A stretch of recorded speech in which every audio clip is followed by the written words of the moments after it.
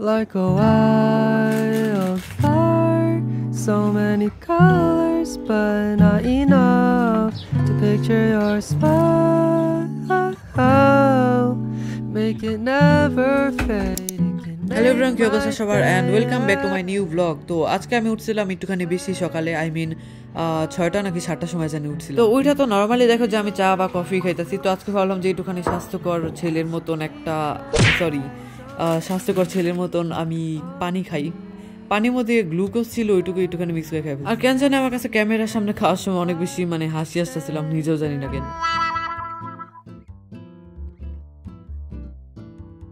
দেন আস্তে আস্তে করে এখানে সূর্য উঠলো আর আমার টেবিলটা অনেক বেশি চকচক করতেছে সূর্যের আলোতে। তো এই ব্লগেও না আমি অনেকগুলো আলাদা আলাদা ক্লিপস মিলে আজকের এই ব্লগটা বানিয়েছি। তো আমাকে ফেসবুক পেজ জাহাজ কেক সব থেকে এই কেকটা পাঠানো হয়েছিল, আর এই এক পিস বাদ ছিল, তো ভাবলাম যে এখন এটা খেয়ে ফেলি। আর এখানে আমি খাওয়ার সময় অনেকদিন পর ডোরেমন দেখতেছিলাম।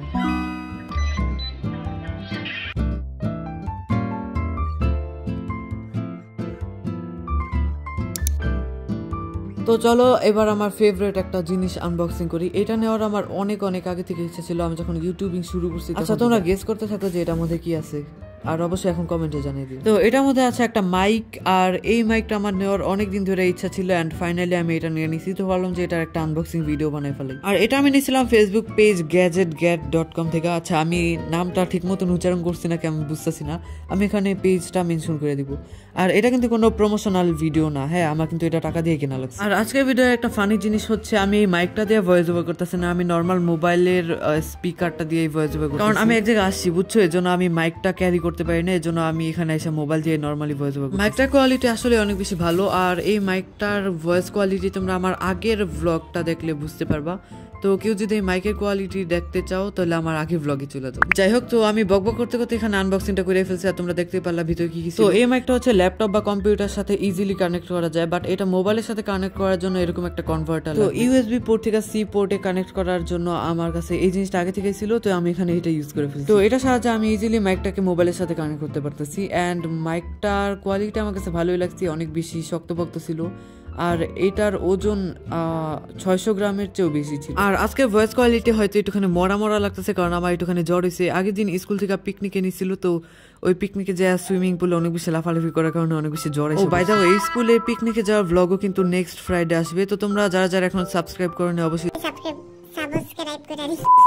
এন্ড মাইকটার তেমন কোনো রিভিউ দিলাম না, বাট মাইকটা অনেক বেশি ভালো ছিল। এখানে একটা নোজেল ছিল, এটা ঘুরে তোমরা সাউন্ড বাড়ানো বা কমাইতে পারবা। তো এমনিতে এটা অনেক বেশি ভালো ছিল। এটা প্রাইস ছিল 3800 টাকা মতো। কেউ আবার মনে করো না আমি শো অফ করতেছি, আসলে অনেকেই হয়তো এটার দাম জানতে চাবে, এই জন্য আমি ভিডিওতেই বলে দিলাম। তো চলো আজকে আরো একটা প্রোডাক্ট আনবক্সিং করে ফেলে, মানে আমার ভ্লগ মানে হচ্ছে আনবক্সিং, তাই না? আচ্ছা তো তোমরা এখন গেস করো এটার মধ্যে কি আছে, আর গেস করতে থাকো আর কমেন্টে বলে দাও। ভাই আমি গেস করার আগে এটা দেখাই দিলাম, তো তোমরা হয়তো বাইরে চারটা দেখা বুঝতেই পারছো যে এটার মধ্যে একটা মুন ল্যাম্প আছে, আর এটা আমি নিয়েছিলাম দারাজ থেকে। আর তোমরা যদি কেউ এটা নিতে চাও তাহলে এটার লিঙ্ক আমি ডিসক্রিপশন বক্স এবং কমেন্ট সেকশনে। আর ভাই এই বক্সগুলোর প্যাকেটটা এত বেশি পারফেক্ট ছিল, মানে এই মুন ল্যাম্পটার বক্স একদমই এক সাইডে ড্যামেজ হয় না, একদম পুরো পারফেক্ট একটা স্কোয়ার শেপের বক্স ছিল। তো এই জিনিসটা না আমার কাছে জোস লাগছে, মানে লাইফে ফার্স্ট টাইম কোন একটা বক্স পাইছি, তো আবার এত বেশি পারফেক্ট শেপের। তো এটার মধ্যে কি কি আছে তোমরা দেখতে পারতাছো, নরমাল সবকিছুই। এখানে একটা চার্জ করার জন্য কেবল আছে, আর তারপর হচ্ছে এটা যখন আমি রিমোট দিয়ে অন করছি তখন এটা জ্বলতেছিল না, ভাবলাম যে আবার নষ্ট জিনিস দিয়ে দিল নাকি, তো ভাবলাম যে এটার আগে চার্জ দিয়ে নেই, তো এটাকে আমি চার্জ দিছি। তারপর এটার সাথে যে কাঠের স্ট্যান্ডটা দিছিল ওটাকে আমি এখানে ফিক্স করে ফেলছি, আর তারপর চার্জ দেওয়ার পরে এটা কেন জানি চলতেছিল না, মানে চললে অনেক বেশি কম আলো ছিল, তো ভাবলাম যে এটার 1-2 ঘন্টা চার্জ দিই। তারপর এখানে ভাব মাইরে একটুখানি ম্যানুয়াল কার্ডটা পড়তে গেছিলাম, বাট আগামাথা কিছুই বুঝিনি।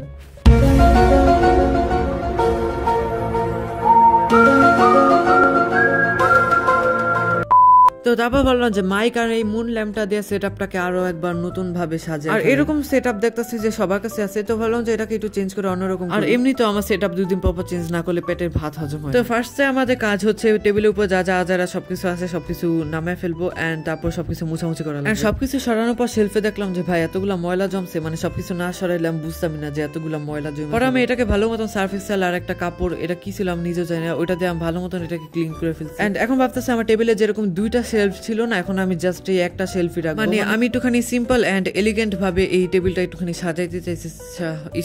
তোতলাইতে শেষ। ভাই আমি বুঝি না যে আমার ভয়েস মানে আমার কথার উপর কার নজর লাগছে, মানে আগে তো আমি এত বেশি তোতলাইতাম না, বাট ইদানিং আমি কেন জানি একটু বেশি তোতলি করতে। তো যাই হোক, তারপর টেবিলের উপর অনেক গবেষণা করে আমি অনেকক্ষণ ধরে ভাবলাম যে কোন জায়গায় কি রাখা যায়। তো তারপর আমি জিনিসটা ফাইনালি এমনি রাখলাম। আর সাইডে একটা রাউটারের শেলফ ছিল, এটা লাগে না, তো ভাবলাম যে এটারও টেবিলের উপর রেখে দিই। তো রাউটারের শেলফের উপর আমার 3D ল্যাম্পটা রাখলাম, আর আগে যা যা ছিল অমনি মোটামুটি রাখছি। তো ফাইনালি আমাদের নিউ সেটআপ, মানে আমি চাইতেছিলাম যে একটুখানি সিম্পল ভাবে রাখতে। আগে যেমন টেবিলটা অনেক বেশি ঘিজিবিজি আর অনেক বেশি মানে ঝামেলা মার্কা লাগতো, তো আমি চাইছিলাম যে এবার একটুখানি সিম্পল ভাবে টেবিলটা রাখার। তো চলো এবার আমরা একটা ক্যানভাস পেন্টিং করি। তোমরা আমাকে অনেকদিন ধরে বলতেছিলে যে ভাই তুমি তো ক্রাফট অ্যান্ড ব্লগ করতে করতে পেন্টিং ভুলে গেছো। তো না ভাই আমি ভুলি নাই, আমি ফাইনালি আজকে আমি একটা ক্যানভাস পেন্টিং করি। আর এটা আমার একটা কাস্টমারের অর্ডার ছিল, মানে সে যদি আমার কাছে এটা অর্ডার না করতো তাহলে আমি এই দিনও ক্যানভাস পেন্টিং করতাম। যখন অর্ডার দিছিল তখন তো আমি অনেক বেশি কনফিডেন্সের সাথে বলে দিচ্ছি যে হ্যাঁ হ্যাঁ ভাই আমি পারবো, অনেক বেশি ইজি। বাট এটা করতে যে এত বেশি ঝামেলা হয়েছে, এমনিতে তো এটা অনেক বেশি ইজি ছিল, মানে আমি আগে যা যা পেন্টিং করছি ওইগুলো থেকে তো এটা মোটামুটি অনেক ভালো ইজি ছিল। বাট আমি আগে যে পেন্টিং গুলো করছি ওইগুলো অনেক বেশি আগেই করছিলাম, এজন্য আমি পেন্টিং প্রায় ভুলে গেছি। আর এমনি তো এখন আমি ক্রাফট আর ব্লগ করতে করতে মনে হয় পেন্টিং ভুলে গেছি, এজন্য আমি অনেক বেশি নার্ভাস ছিলাম যে এটা করতে পারবো না। তো এখানে যে ভুলটা করছি এটা হচ্ছে এখানে পাতাটা একটুখানি বেশি মুচড়াইয়া বানাইতে যায়, একটুখানি বেশি পেট মোটা বানাই ফেলছি।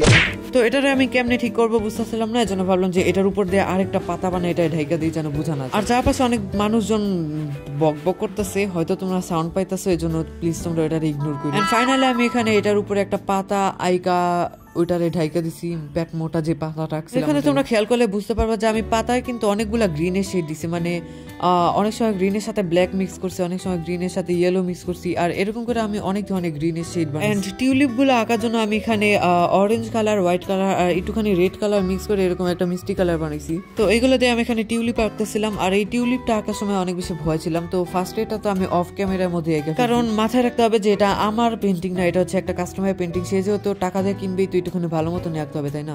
ও বাই দ্য ওয়ে, তোমরা যদি কেউ আমার কাছে এরকম মিনি পেন্টিং বা ইজি কোনো পেন্টিং অর্ডার করতে চাও তাহলে আমার Facebook page artistic Rifat officially knock করতে পারো। ওখানে তোমরা তোমাদের চাহিদা মতন আমাকে দেওয়া যে কোনো জিনিস বানওয়াইতে পারবা। বানওয়াইতে কি, তোমরা আমার পেজ থেকে বিভিন্ন ধরনের ক্লে আর্ট, রেজিন আর্ট আর মিনি ক্যানভাস পেন্টিং নিতে পারবা। তো তোমরা যদি কেউ নিতে চাও তাহলে আমার ফেসবুক পেজে নক করতে পারো। আর পেন্টিং এর ক্ষেত্রে কিন্তু আমি অনেক বেশি ইজি আর মিনি পেন্টিং নিব, যেহেতু আমার সামনে এসএসসি পরীক্ষা অনেক বেশি পড়াও আছে, তো ইজি পেন্টিং করবো, বেশি বড়গুলা করতে আমার। যাই হোক, এই জায়গা আবারও আজারা বকবক করতে করতে আমাদের পেন্টিং প্রায় শেষ। আর এখানে আমি লাস্টে স্টারগুলো আঁকতেছিলাম, আর স্টারগুলা আঁকার পর আমি এখানে ছোট একটা চাঁদও আঁকছিলাম বলতে কাস্টমার আমাকে যেরকম রেফারেন্স পিকচার দিছিল ওটা সেম টু সেম কপি করে এখানে আমি বসিয়ে দিছি।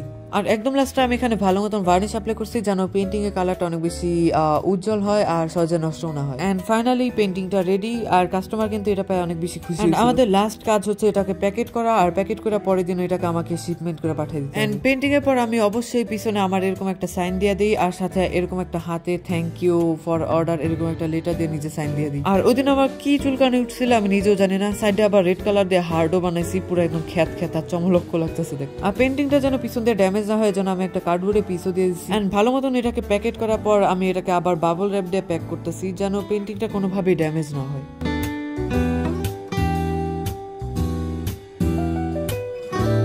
এন্ড ফাইনালি আমাদের পেন্টিং কাস্টমারের কাছে যাওয়ার জন্য একদম রেডি। এন্ড এরপর আমার আবারও যাইতে হবে ম্যাথ অ্যান্ড সায়েন্সের বিশ্রী ভয়ঙ্কর কোচিং। আর ওই দিনের ওয়েদারটা এত বেশি জোশ ছিল, মানে অনেক বেশি মেঘলা ছিল আর অনেক বেশি বাতাস ছিল, আমার তো কোচিং এ যাইতেই মন চাইতেছিল না, বাট না গেলে মিস আমার মায়ের একদম কান ধরায় দাঁড় করে দিবে, জন্য গেছি। পড়া শেষ করে আমি বাসায় যাইতেছি, বাট এখানে এত ভয়ঙ্কর একটা কাণ্ড হয়েছে। সরি যদি কেউ ভয় পেয়ে থাকো, বাট আমার ইচ্ছা ছিল না তোমাদের ভয় দেখানোর, বাট কিছু করার নাই, আমি কেন জানি ভয়টা দেখাইয়ে দিলাম। কেউ আবার ভয়ের ঠেলায় মোবাইল ভাঙ্গা ফেলায়ও না, তাহলে আবার আমার জরিমানা দেওয়া লাগবে। যখন আমি বাসায় যাইতেছিলাম তখন ওয়েদারটা আরো বেশি জোশ ছিল, মানে আস্তে আস্তে অন্ধকার টাইপের হয়ে গেছিল, আর এরকম ওয়েদারটা আমার কাছে অনেক বেশি জোশ লাগে।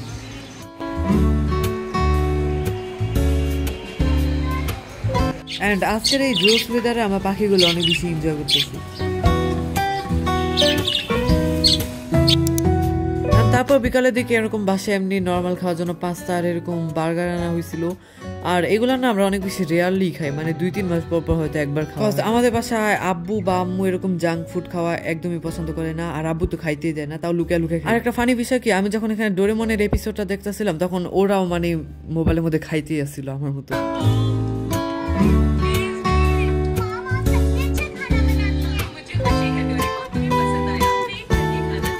তো তোমাদের কাছে আজকের এই আজাইরা বোরিং ব্লগ কেমন লাগছে কমেন্টে বলো, আর অবশ্যই সাবস্ক্রাইব করে রেখো, কারণ নেক্সট ফ্রাইডে অনেক বেশি জোস একটা ব্লগ আসবে। তো দেখা হবে নেক্সট ব্লগে, টাটা। 어젯밤과 함께 떠나갔던 안개는 나를 전혀 바라보지 않잖아. 우리 둘 사이 관계는 깊지 않아, 관계는 깊지 않아 보이는 거 알잖아.